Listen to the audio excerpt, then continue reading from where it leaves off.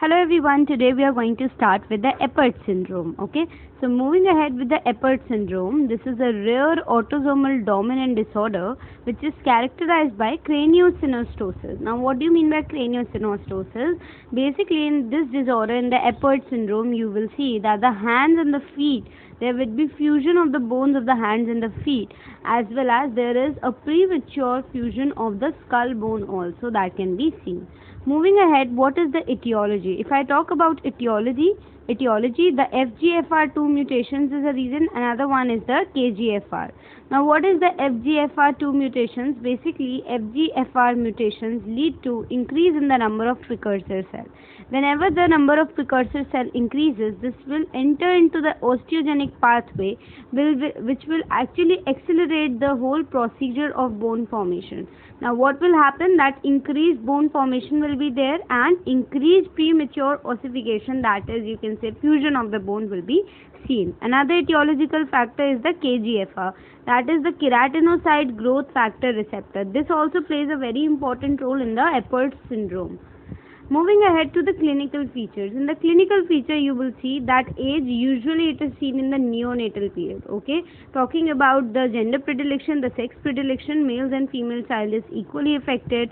Usually more prominently seen in cases of Asian species. Then we have the clinical presentation. How the patient is seen clinically. There will be craniosynostosis, as I told you, of the coronal structures. Another thing is acrocephaly, brachiocephaly, flat occipital, high prominent forehead. These are some of the features you will see.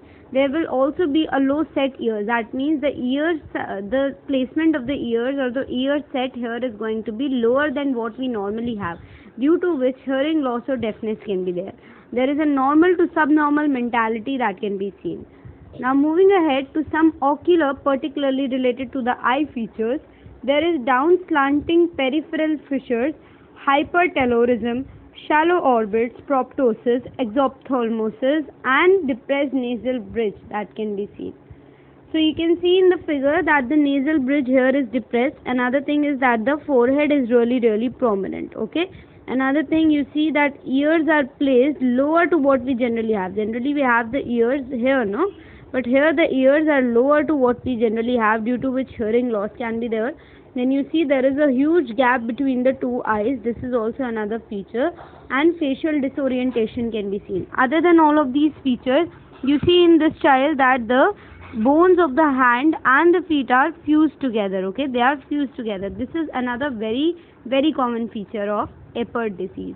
Now, Apert syndrome. You can also see in the radiograph, this is how you see the girl's hands. They are all fused together. So radiographically it looks somewhat like this, that the hands of the child is usually, the bones are fused to each other. This is how it looks clinically, and this is how it looks radiographically. So as I just told you, you see that this gives a mitten hands and a sock feet appearance, and usually there is a complete or incomplete fusion of the second, third and fourth digits. Now these are what mittens are. For those of you who don't know, mittens are basically the gloves which we use in infants, in the newborn children. Okay, they do not have different fingers, and similarly the hands also look like mitten hands. Okay, and the sock feet appearance can be seen. Very prominent and a very important feature of Apert syndrome. Now CVS, there is atrial septal defects that can be seen in the child. Then the patent ductus arteriosus can be seen, and the ventricular septal defects can be seen in the child. Moving ahead to the oral manifestations, what do we see orally? Firstly, there is prominent mandible, due to which we get a V-shaped maxilla. The mandible and the maxilla are going to be V-shaped. Generally, this is a U-shaped arch. Now here it is a V-shaped arch. The mandible is going to be prominent in such cases, and maxillary hypoplasia can be seen. Also, drooping angles of the mouth and cleft palate can be seen. Crowded upper teeth, that also indicates a condition known as supernumerary teeth, more than normal set teeth. Delayed eruption can be there. Malocclusion can be there.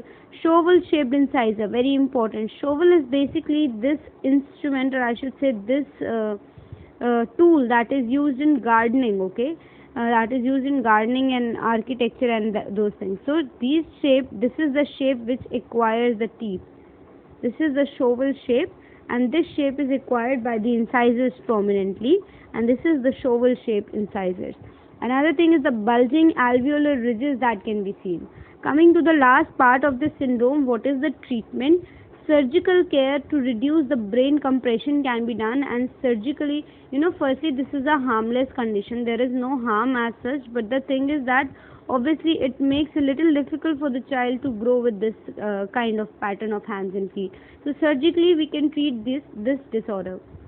I hope that the topic was clear to you. It was a small and an easy topic. If you liked the video, if it was helpful to you, share this with your friends also. Like the video, share the video, subscribe to the channel. Thank you.